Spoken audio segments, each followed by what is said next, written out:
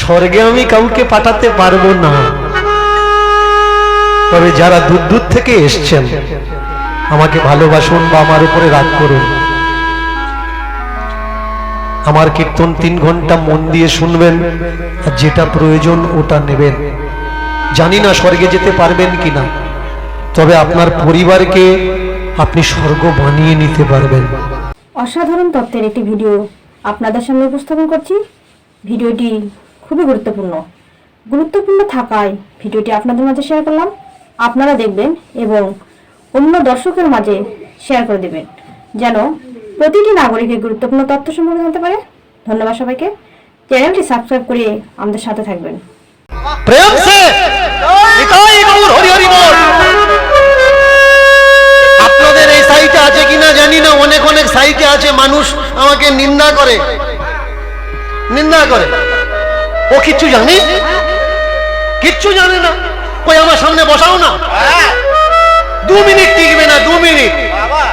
বিগত 4 বছর ধরে শ্রাবণ মাসে আমি চেল্লাই যে আমার সঙ্গে এসো, পুরো ওয়ার্ল্ডে কত বড় পণ্ডিত আছো, আমার সঙ্গে বসো আর আমাকে পরাস্ত করে দেখাও। আমি জীবনে কীর্তন করব না, কীর্তন ছেড়ে দেব। আমার সামনে বসার কারোর ক্ষমতা হয় না, কিন্তু আমি যেখানে থাকি না সেই আসরে গিয়ে আমার নামে নিন্দা করার পটুতা প্রচন্ড পরিমাণে চালায়। আমি বলি আমার সঙ্গে কীর্তন করো, আমি কীর্তন করব, যেটা ভুল হবে আমার পরে তুমি সংশোধন করবে। এরা বলে উনি থাকলে আমরা যাব না। ভালো করে জানে এত বছরের ময়লা কেচে সাফ করে দেবে গেলে, ওর জন্য ও ওর মতো করুক, আমরা আমাদের মতো করব। এই দেখুন না, রামায়ণের নায়ককে, যার নামে দেশের নামকরণ, তার নাম কি? ভরত। রামায়ণের নায়ককে ভরত। রাম সাইড নাই, কোনো কাজ নেই।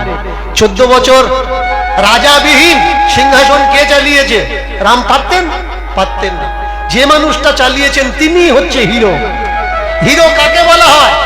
যার কাছে কিচ্ছু নেই, ব্রেন আর শ্রম দিয়ে যে সংসারকে চালায়, গ্রামকে চালায়, নগরকে চালায়, রাজ্যকে চালায়, দেশকে চালায়, রাষ্ট্রকে চালায়, তাকে বলা হয় হিরো।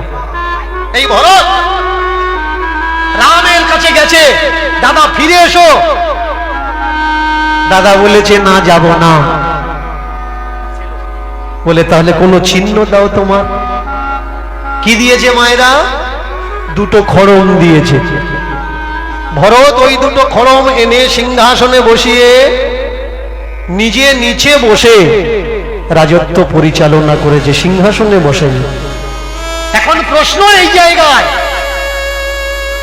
এই খড়মের এমন কি গুণ আছে যেখানে ভগবানের বসার কথা, রামের বসার কথা, সেই রাম না বসে 14 বছর খড়ম 2খানা এখানে থাকলো। এখন প্রশ্ন করো, এই খড়মটা তৈরি করেছে কে? আপনারা এত বছর কীর্তন শুনছেন, কীর্তনের আসরে ছুটে যাচ্ছেন, এত শাস্ত্র ধর্মগ্রন্থ পড়েন, এত জ্ঞান অর্জন করেন। আমি কথা দিচ্ছি 1 কিলো টাটার লবণ নেব, যদি কেউ বলতে পেরেছেন এই খড়ম কে তৈরি করেছে আর কি কারণে রামের জায়গায় বসার অধিকার এই খড়ম রাখে, বলবেন, একটু উঠে বলবেন যে এই খড়মের পূর্ব ইতিহাস কি। কথা দিলাম 1 কিলো টাটা লবণ দেবো। আমি টাকা দেবো বলি বলে অনেকে রাগ হয়, টাকার অহংকার দেখায়। 1 কিলো লবণ নিয়ে যাও, ফ্যামিলি শুদ্ধ খাবে, অসুবিধা নেই। মায়েরা